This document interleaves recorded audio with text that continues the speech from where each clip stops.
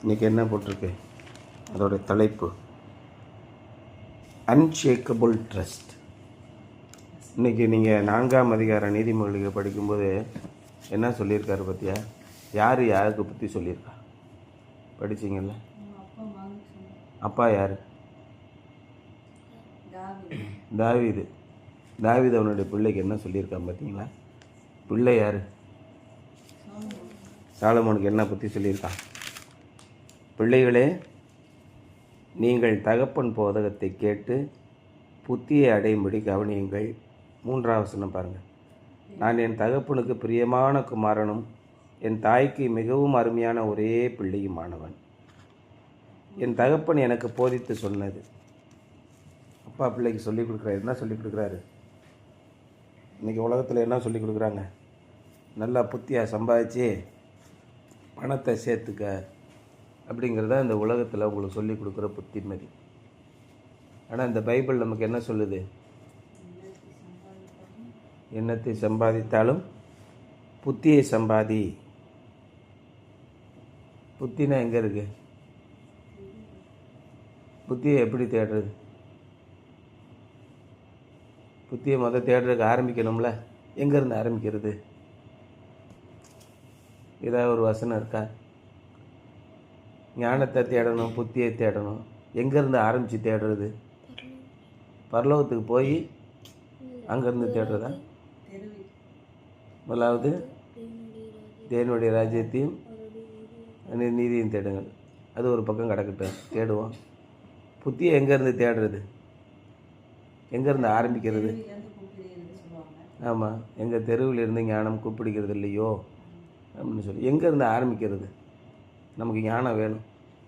தாவீது அவர் பிள்ளைக்கு சொல்லிட்டார், தம்பி எப்படியா இருந்தாலும் பார்த்துக்க ராஜா, சூதானமாக பொழைச்சிக்க, புத்தியை தேடிக்கம்மா அப்படின்னு சொல்லிட்டார். எங்கேருந்து ஆரம்பிக்கிறது? புத்தியை தேடணும். எல்கேஜிலேருந்து ஆரம்பிப்போமா? எங்கேருந்து ஆரம்பிக்கிறது? ஞானம் நமக்கு வேணும், எல்கேஜியில் போய் சேரணும். எங்கேருந்து ஆரம்பிக்கிறது? ஆரம்பம் எங்கே இருக்குது? Very good. கர்த்தருக்கு பயப்படுதல் தான் ஞானத்தின் ஆரம்பம். உங்களுடைய வாழ்க்கை எங்கே இருக்குது? அதை எங்கே கொண்டு போய் புட்டா பண்ணியிருக்காரு பாரு. இன்றைக்கி ஏசாயால நம்ம படித்தோமா? 26ஆம் அதிகாரம் என்ன போட்டிருக்கு பாருங்கள். 4ஆம் வசனம் பாருங்கள். கர்த்தரை என்றென்றைக்கும் நம்புங்கள், கர்த்தராகிய யெகோவா நித்திய கன்மலையாயிருக்கிறார். உம்மை உறுதியாய் பற்றி கொண்ட மனதை உடையவன் உம்மையே நம்பியிருக்கிறபடியால் நீர் அவனை பூரண சமாதானத்துடன் காத்துக்கொள். பூரண சமாதானம், கம்ப்ளீட். ஒன்று கூட பர்ஃபெக்ட், ஒன்று கூட இது கிடையாது, எந்த இடத்துலையும் குறைவு கிடையாது. பீஸ்ஃபுல், கம்ப்ளீட் பீஸ் இல்லையா? எங்கேருந்து? நித்திய கண்மலையாக அவரின் மேல் எப்பொழுது நீங்கள் நம்பிக்கை வைத்து அவருக்கு பயந்து நடக்கிறீர்களோ அப்பொழுது என்ன கிடைக்கும்? உங்களுக்கு ஞானம் கிடைக்கும். அவருக்குள் சகல ஞானமும் அடங்கி இருக்கிறது. அவரே எல்லாவற்றிற்கும் ஊற்றுக்கண், ஆரம்ப துவாரமாக இருக்கிறார். ஊற்றுக்கண்ணை என்னம்மா? காவேரி எங்கே உருவாகுது தெரியுமா? காவேரி ஆறு இருக்குல்ல, கர்நாடகாவில் எங்கே இருக்குது? தலைக்காவேரி. தலைக்காவேரின்னு போட்டு வீடியோ பாருங்களேன். ஒரு சின்னோண்டு ஒரு ஊற்றுலேருந்து ஒரு டம்ளர் அளவு தண்ணி வரும். அதான் காவேரி ஆரம்பிக்க இடம். அதுக்கு பேர் தான் ஊற்றுக்கண். காவேரி இங்கே கும்பகோணத்துக்கு வரும்போது எப்படி இருக்குது? தலையை விரித்து போட்டு ஆடிக்கிட்டு வரும். ஜூன் மாதம்லாம் பார்த்திங்கன்னா காவேரியே கொள்ளாது. காவேரி கொள்ளாததுனால எங்கே போகும்? காவேரி கரை புரண்டால் கொள்ளுமிடம் கொள்ளிடம். கொள்ளிடம் ஆறோட அகலம் 2 கிலோமீட்டர் 3 கிலோமீட்டர் இருக்கும். அது புறம் நிறைஞ்சி தம்மன்னு போய்கிட்டு இருக்கும். அதான் ஊற்றுக்கண் எங்கே இருக்கிறது? இத்தினூண்டாக இருக்குது. அது எங்கே கிளம்பி எங்கே வருது? அப்பேற்பட்ட ஆசீர்வாதத்தை, கர்த்தருக்கு பயப்படுதல் தான் ஊற்றுக்கண். அதோட ஆசீர்வாதம் எப்படி இருக்கும்? மதகை திறந்து விடுவது போல் இருக்கும். அதான் அன்ஷேக்கபிள் ட்ரஸ்ட். இன்றைக்கி அவர் என்ன சொல்கிறாருன்னா, சின்னோண்டு ஒரு தியானம் தான். Trust in the Lord for ever, for the Lord himself is a rock eternal. என்றைக்கும் நிலை பெயராத ஒரு கண்மலையாக அவர் இருக்கிறார். லைஃப் மே ஷிஃப்ட். வாழ்க்கையில் ஏற்ற இறக்கங்கள் இருக்கும். இப்போ இருக்கிற வாழ்க்கை நாளைக்கு இருக்குமா நமக்கு தெரியாது. ஆனால் நீங்கள் அவரின் நிலை கொண்டிருந்தால் யூ வில் பி அன்ஷேக்கபிள். எவ்வளோ பெரிய பூகம்பம் நம்முடைய வாழ்க்கையில் வந்தாலும் அசையாமல் இருப்போம்.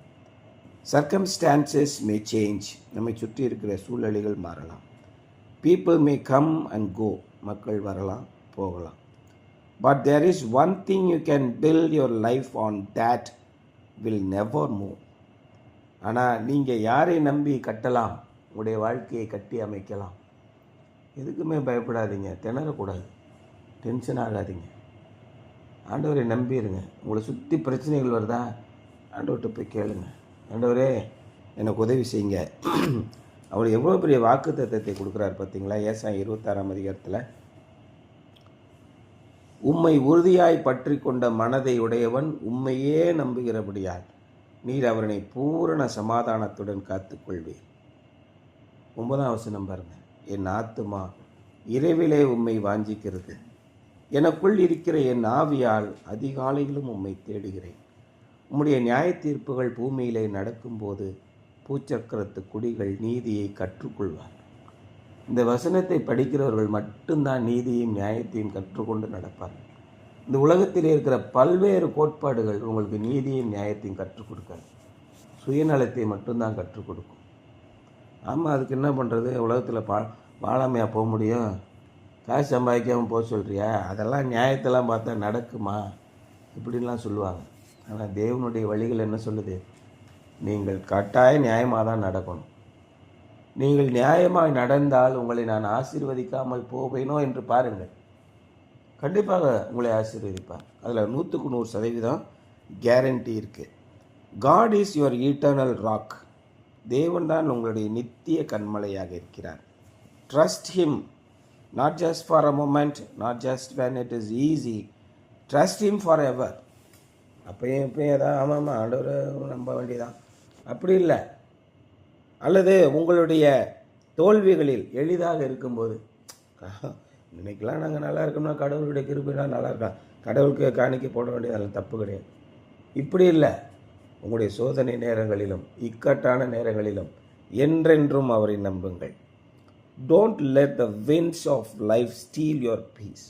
இந்த உலகத்திலே நடக்கக்கூடிய சூழல்கள், அடிக்கிற புயல்கள், உங்களுக்கு வர நெருக்கடிகள் உங்களுடைய சமாதானத்தை திருடி போகாத அளவுக்கு பார்த்துக்கொள்ளுங்கள். உங்களுடைய சமாதானம் எங்கேருந்து வருது? அன்னைக்கு சொன்னார்ல, பரத்திலிருந்து வருகிற சமாதானம் இல்லையா? அதான் தெய்வீக சமாதானம். அந்த பரத்திலிருந்து வருகிற சமாதானம் உங்களை விட்டு ஒரு நாளும் போக விடாதீர்கள். Don't let the winds of life steal your peace. Stern firm. விசுவாசத்திலே உறுதியாக நிலைத்திருங்கள். Trust big. பெருசாக நீங்கள் நம்புங்க. ஆண்டவரே எங்களுக்கு காலையில் பழைய சோறு, ஏதாவது ஒரு சோறு கிடைச்சா பரவாயில்ல சாமி, அப்படிலாம் ஜெபம் பண்ணாதீங்க. நீங்கள் எதை கேட்கிறீர்களோ அதை பெற்றுக்கொள்வீர்கள். ஆண்டவரே எனக்கு பசியாக இல்லாமல் ஏதோ பார்த்து நீங்கள் கஞ்சியோ கூழோ கொடுங்க சாமி. ரைட், கஞ்சியோ கூழோ வாங்கிக்க. ஆண்டவரே நான் உங்களுடைய பிள்ளை, நான் ராஜரீகமாக வாழ வேண்டும், என்னை ஆசீர்வதிங்க, எனக்கு ஆசீர்வாதம் கொடுத்து அனுப்புங்க. வாப்பா என்ன வேணும் உனக்கு? இந்த ராஜரீக சாப்பாடு சாப்பிடு. கேட்கிற எவனும் பெற்றுக்கொள்கிறார். நீங்கள் கேட்கிற விதத்தை குறித்து கவனமாக இருங்கள். இயேசு தன்னுடைய வாயிலிருந்து சொன்ன வார்த்தைகள். நீங்களுடைய நாமத்தினாலே எதை கேட்டாலும் அதை என்னுடைய பிதாவின் சித்தத்தின்படி உங்களுக்கு கொடுப்பேன். நீங்கள் என்ன கேட்டாலும் தராங்க. இதுக்கு மேலே ஒரு ராஜா என்ன உத்தரவாதம் கொடுக்க முடியும்? நம்முடைய ராஜா அவ்வளோ பெரிய உத்தரவாதத்தை கொடுக்குறார். என்ன வேணால் கேளுங்க. ஆண்டவரே எனக்கு தலைவலி தாங்க முடியல, திரும்ப திரும்ப வருது, ஏன் வருது? எனக்கு தலைவலி போக செய்யுங்க, எனக்கு நல்ல சுகத்தை கொடுங்க சாமி. கேளுங்க. ஆண்டவர் கொடுக்கலையா இல்லையா பாருங்கள். உங்களுடைய விசுவாசம் பலப்படும். முழங்கால் போட்டு ஜெபம் பண்ணுங்க, கேளுங்க, கேட்காம இருக்காதீங்க.